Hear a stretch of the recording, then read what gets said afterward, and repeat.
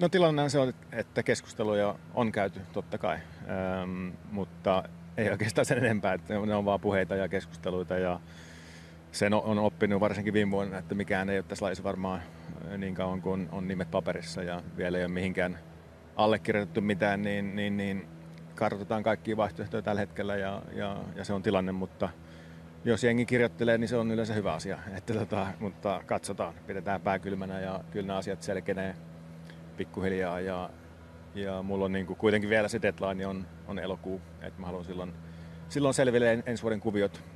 Se on se targetti, niin toivottavasti näin on asia. Eli Flavio Briatoren kanssa olet käynyt keskusteluja? Joo, kyllä niin voi sanoa, että kuitenkin hän osoitti kiinnostusta ensin Totoon ja sitä kautta, mutta mä uskon, että se on niin kuin enemmänkin ehkä puhutaan ensi vuodesta kuin tästä vuodesta.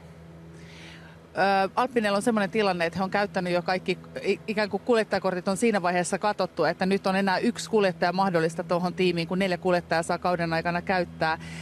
On yksi kuljettaja enää mahdollinen. Ei olisi kovin loogista ottaa sellaista kuljettajaa, jota haluttaisiin vähän kokeilla, että miten toimii. Niin miten sä itse näet? Haet sä sellaista vaihtoehtoa, että sä pääset tällä kaudella jo ajamaan, vai ajattelet sä, että se pitää olla sit pitkän tähtäimen suunnitelma? Kyllä mulla se niin on pitkän tähtäimen suunnitelma, että mä uskon, että semmoinen niin lyhyt stintti jossain, niin auttaako se mua millään tavalla, niin en tiedä. Että kyllä mulla on kuitenkin se pääpaino on täysin 2026 eteenpäin, ja mikä niin kuin siitä eteenpäin on se paras vaihtoehto mulle, mikä on mielenkiintoisin projekti ja totta kai haluaa olla kilpailukykyinen, niin se on eniten mielessä, mutta kyllä mä oon niin kuin valmis ihan missä vaiheessa vaan hyppäämään autoon, että ei se niin kuin tatsi kato mihinkään ja kuitenkin päässyt vähän testaamaan ja mulla on vielä lisää testipäiviä tässä kesän aikana tulossa, niin kyllä mä oon valmis, jos kutsu käy, mutta 26 on ja siitä eteenpäin on se